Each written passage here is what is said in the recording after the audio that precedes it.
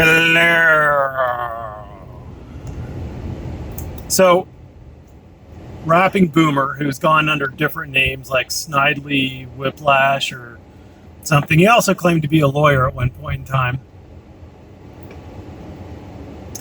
Has propounded the idea that because police officers have been telling auditors at certain times in certain situations in certain government buildings that the auditors were within their rights to be filming there, that somehow that is indicative that there is in fact a right to be there, because his idea, his assumption is that these officers are talking to an attorney, and that attorney is giving advice based on what that attorney believes is First Amendment protected activity.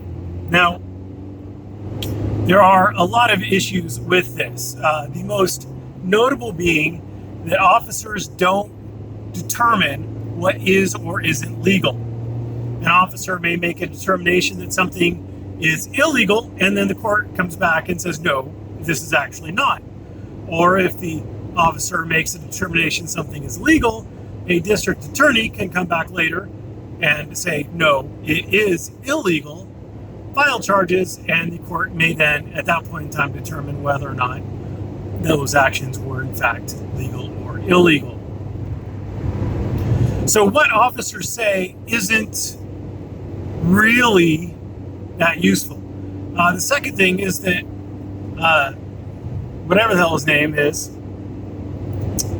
assuming that the officers are talking to attorneys. Now, I'm not a police officer, nor have I ever been one, nor have I played one on TV. But I don't know who they talk to. I would assume, this is me just being stupid, but I would assume an officer would talk to his superior. And that superior probably isn't an attorney. A regular beat officer may contact a corporal or a sergeant or a lieutenant, maybe even the chief. Who knows? But he's probably not going to call the DA. Now, if the chief has questions, maybe the chief will contact the DA. I can see the chief of police working closely with the DA, but I have a sneaky suspicion that the DA is going to be too fucking busy at any given moment to take random phone calls from random beat cops about whether or not a particular activity is or isn't constitutionally protected. The officers may also be contacting HR or building administration. We just don't know who the officer is contacting.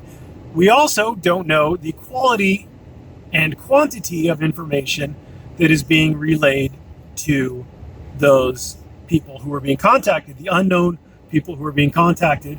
We don't know what quality or quantity of information is being relayed to them. If someone called me up and said, yeah, this guy's filming in here, I'd be like, and what's your fucking point? As an attorney, I'd be like, what's your fucking point? He's filming in a post office. So what? Who the fuck cares? Because I don't have other information. Is he causing a disturbance? Has he been told not to? Etc., etc. I don't have enough information at that point to say that what he's doing is not protected or is not reasonable.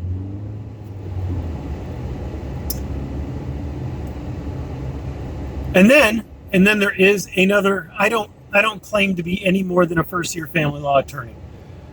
I do, however, spend quite a bit of time poking around in First Amendment cases.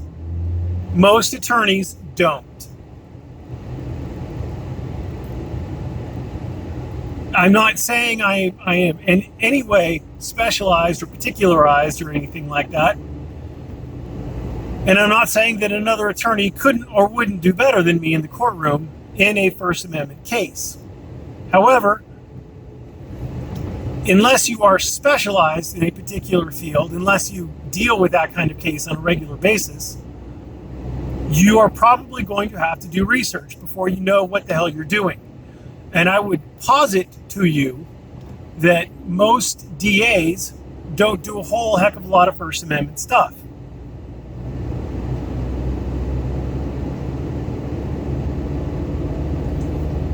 So I may have a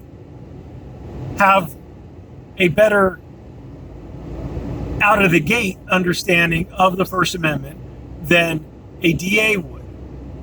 Because while I don't get the opportunity to practice it a whole heck of a lot, I do have occasion to do lots of research into it on my own. So a DA, or more likely an